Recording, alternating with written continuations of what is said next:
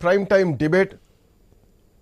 మన్మోహన్ సింగ్ భారత మాజీ ప్రధానమంత్రి, భారతదేశాన్ని 2 సార్లు పరిపాలించినటువంటి వ్యక్తుల్లో, అంటే 10 సంవత్సరాలు పరిపాలించినటువంటి వ్యక్తుల్లో ప్రధానమంత్రిగా మన్మోహన్ సింగ్ చాలా కొత్త ఇంప్లిమెంట్స్ తీసుకొచ్చారని చెప్పాలి. ఇందాక మన చర్చలోనే రావడం జరిగింది, మన మాటల్లో రావడం జరిగింది అందే సత్యం గారు. సో బంగారాన్ని తాకట్టు పెట్టుకునేటువంటి పరిస్థితి నుంచి ఆర్థిక పురోగతిని స్పీడప్ చేయడం, పివి నరసింహారావుతో పాటు అప్పుడు ఆర్థిక మంత్రిగా మన్మోహన్ సింగ్ గారు ఉన్నారు. సో వీళ్ళిద్దరి కాంబినేషన్లో దేశం ఇంకొక పురోగతిలోకి వచ్చింది. సో ఒక గేర్, టాప్ స్పీడ్ గేర్ పడి చాలా చేంజెస్ జరిగిన దేశంలో. మీరేం చెప్తారు భారతదేశంలో మన్మోహన్ సింగ్ గారి పాత్ర గురించి, జరిగినటువంటి మార్పుల గురించి? ముందుగా గొప్ప ఆర్థికవేత్త, మాజీ ప్రధాని మన్మోహన్ సింగ్కు నివాళులు అర్పిస్తున్నానండి. అట్లాగే వారి ఇండివిజువల్ క్రెడెన్షియల్స్ చూస్తే మరొకరు పోల్చడం కష్టం. ఎందుకంటే ఇంటర్నేషనల్ యూనివర్సిటీస్ నుంచి డిఎల్ కానీ పిహెచ్డి కానీ తీసుకున్నాడు. అట్లాగే భారతదేశంలో అత్యున్నత సంస్థ ఎకనామిక్స్ వాళ్ళకు ఒక ఫ్యాకల్టీగా పనిచేశారంటే ఢిల్లీ స్కూల్ ఆఫ్ ఎకనామిక్స్. అందులో పనిచేసే వాళ్ళందరూ ప్రొఫెసర్ సుకుమయ్ చక్రవర్తి కానీ, ప్రొఫెసర్ ఏఎం కుస్రో కానీ, ప్రొఫెసర్ సిహెచ్ హనుమంతరావు కానీ, కేఎన్ రాజు కానీ, ఇటువంటి వాళ్ళందరూ ప్లానింగ్ కమిషన్ మెంబర్గా చేసిన వాళ్ళే. అటువంటి అగ్రశ్రేణి ఆర్థికవేత్త మన్మోహన్ సింగ్. ఇంకా వాళ్ళందరూ ఫ్యాకల్టీగా పనిచేశారు కానీ తన ఫ్యాకల్టీ నుంచి బయటకు వచ్చి తన నాలెడ్జ్ని సొసైటీకి అప్లై చేశాడు. ఇది గొప్ప విషయం.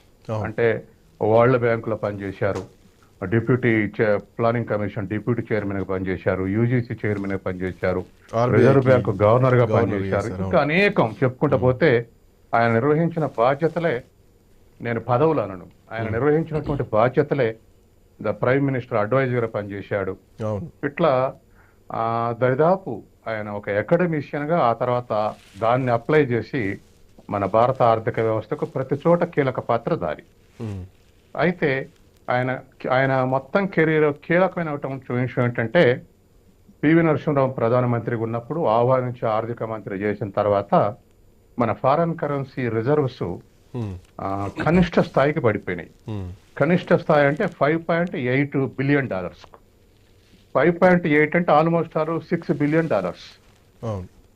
అవి ఎంత తక్కువ అని అర్థం చేసుకోవాలంటే, ఇప్పుడు మన నిల్వలు $650 బిలియన్. మన ఫారెన్ కరెన్సీ రిజర్వ్స్ ఇప్పుడు $650 బిలియన్ ఉన్నాయి. 5.8 లేదా $6 బిలియన్ అంటే ఇక ఎంత కనిష్ట స్థాయిలో అర్థం చేసుకోండి. ఇవి 15 రోజులు ఇంపోర్ట్స్ కు సరిపోద్దని ఆనాటి అంచనా. కాబట్టి నెక్స్ట్ ఇక ఉన్నది బంగారాన్ని తాకట్టు పెట్టడమే ఇంటర్నేషనల్ బ్యాంక్స్ దగ్గర, బ్యాంక్ ఆఫ్ ఇంగ్లాండ్ కానీ, బ్యాంక్ ఆఫ్ స్వీడన్లో కానీ దీన్ని తాకట్టు పెట్టడమే అనేటువంటి పరిస్థితుల్లో ఆయన రిఫార్మ్స్ కు పూనుకున్నాడు. ఆ రిఫార్మ్స్ అనేక స్ట్రక్చరల్ చేంజెస్ దాటతోటి ఆయనకు ఒక హర్డిల్ కూడా ఉంది. ఏమిటంటే దరిదాపు 80s వరకు సోషలిజం, సోషలిస్ట్ తరహా అనేటువంటి ప్రపంచవ్యాప్తంగా మంచి ఒక డామినెన్స్ ఉన్నటువంటి ఎరా. ఆ తర్వాత Congress party, with in the Congress party కూడా నెహ్రూ విధానాలు అమలు, ఇందిరాగాంధీ విధానాలు అమలు పరుస్తున్నటువంటి స్థితి. తర్వాత లెఫ్ట్ పార్టీస్, ప్రోగ్రెసివ్ సెక్షన్స్ అన్ని కూడా ఇది డీవియేట్ అయి పూర్తిగా గ్లోబలైజ్ చేయడానికి వీల్లేదని పోరాడుతున్నటువంటి టైం. ఆ టైంలో తను ఒక డ్రాస్టిక్ స్టెప్ తీసుకొని ఇటువంటి చేంజెస్ తీసుకొస్తే ఏడాదిలో అది $27 బిలియన్, ఆ తర్వాత మరొక 2 ఏళ్లలో $100 బిలియన్ అట్లా పెరుగుతూ వచ్చి ఫారెన్ కరెన్సీ యొక్క రిజర్వ్స్ ఇక మనకు సమస్య లేకుండా తను జరిపినటువంటి విధానాలతోటి మనం వరల్డ్లో మళ్ళీ ఒక క్రెడిబిలిటీ సంపాదించినాం. రేటింగ్ సంస్థలు ఇంటర్నేషనల్గా అప్పులు కూడా పుట్టని స్థితి ఉన్నటువంటి దేశం నుంచి ఈ స్థితికి వచ్చాం. ఇదే సందర్భంలో ఆ ఇండస్ట్రీస్ ని ప్రైవేటీకరణ చేయటం, ఇంపోర్ట్ ఎక్స్పోర్ట్ పాలసీని all aspect, LPG all aspect లో privatisation, liberalisation, globalisation all aspects లో ప్రైవేటైజ్ చేస్తూ ఉన్నప్పుడు పెద్ద ప్రతిఘటన ఎదురైనప్పుడు కూడా ఆయనకున్న పేరు లిబరల్ ఎకనామిస్ట్ అని, లేదా క్యాపిటలిజాన్ని సపోర్ట్ చేస్తారని, లేదా క్లాసికల్ ఎకనామిస్ట్ ఫాలో అవుతారని ఇటువంటి పేరు ఉన్నప్పటికీ ఆయన నమ్మకాల్ని పక్కకు పెట్టి వస్తున్నటువంటి క్రిటిసిజం ఏమిటో పరిశీలించుకోండు. తర్వాత ప్రధానమంత్రి అయిన తర్వాత అందులో లెఫ్ట్ పార్టీస్ పార్ట్నర్షిప్ ఉన్నాయి. కామన్ మినిమం ప్రోగ్రామ్ తయారు చేయడానికి ఒక కమిటీ ఉంది. ఆ కమిటీ డైరెక్షన్స్ లో ఆయన పనిచేసాడు. ఉమ్, అలా పనిచేయటం వల్లనే అనేకమైనటువంటి ఇప్పుడు మన వాళ్ళు చెప్పినటువంటి విద్యా హక్కు చట్టం కానీ, అవును లేక ఉపాధి హామీ చట్టం కానీ, లేక అనేక చట్టాలు దరిదాపు ఒక డజన్ వరకు అద్భుతమైనటువంటి చట్టాలు ఆయన హయాంలో తీసుకొచ్చారు. అవును తీసుకురావటమే కాదు, ఆయన పక్కనే ఒక చెక్కింగ్ పెట్టుకున్నాడు. ఆయన పక్కలోనే ఆయన 83, 81, 82లో IMF లోనుకు పోతే ఈ మన్మోహన్ సింగ్ అని కానీ పిఆర్ బ్రహ్మానందన్ కానీ ఎకనామిస్టులని ఉతిక ఆరేసినటువంటి వ్యక్తి సంజయ్ బారు మన సెంట్రల్ యూనివర్సిటీలో పనిచేశాడు. అవును తెలుగు వ్యక్తి. ఆయన అప్పుడు ఎకనామిక్ టైమ్స్ ఎడిటర్ గా ఉన్నటువంటి విషయాన్ని మానిపించి ఆయనకు అడ్వైజర్ పెట్టుకున్నాడు. అవును వాస్తవం. అంటే 81లో ఆయన మీద స్వయంగా దాడి చేసినటువంటి అభిప్రాయాలు ఉన్నటువంటి వ్యక్తిని సలహాదారుగా పెట్టుకున్నాడు. ఉమ్, అంటే పొగిడోడు సలహాదారు ఉంటే పెద్ద ఉపయోగం ఉండదు. ఉమ్, లోపాలు చెప్పాడే అడ్వైజర్ వాస్తవం. ఆయన పెట్టుకున్నాడు. అవును అట్లా నిరంతరం చెకింగ్ చేసేందుకు పక్కన మనిషిని పెట్టుకొని ఉమ్, ఆయన అభిప్రాయాలు కూడా మార్చుకొని ఒక సవ్యమైనటువంటి దిశలో ఆర్థిక వ్యవస్థను తీసుకోవటానికి ప్రయత్నం చేసాడు. ఆయనకు ఇటువంటి విధానాలకు దేశంలో ఇప్పుడు నెంబర్ 1 క్రిటిక్ జయతి ఘోష్. ఉమ్, మన మన వైఎస్ రాజశేఖరుడు కూడా జయతి ఘోష్ని కమిటీని ఏర్పాటు చేసిండు రైతుల ధరల గురించి.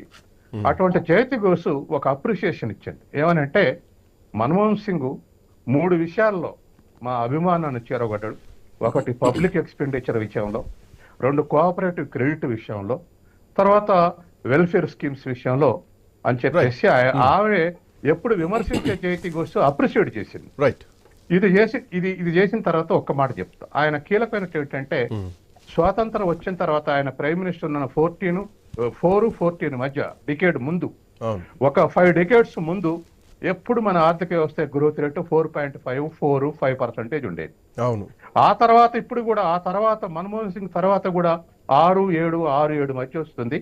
ఆయన హయాంలో మాత్రం 9% గ్రోత్ రేట్ ఉంది. కొన్ని క్వార్టర్స్ లో 10.2 కూడా గ్రోత్ రేట్ ఉంది. yes అది గ్రేటెస్ట్ అచీవ్మెంట్. 74 ఏళ్ల స్వాతంత్రంలో కొన్ని క్వార్టర్స్ లో 10%, ఓవరాల్ గా డికేడ్ 9% గ్రోత్ రేట్ సాధించడం అనేది Right. మామూలు విషయం కాదు. అది ఆయన ముందు చూపుకు ఒక కారణం. ఇక మిగతా విషయాలు మనం తర్వాత మాట్లాడదాం. వస్తాను సార్, మీ దగ్గరికి మళ్ళీ వస్తాను. శేషు గారు కూడా జాయిన్ అయ్యారు మనతో పాటు, ప్రముఖ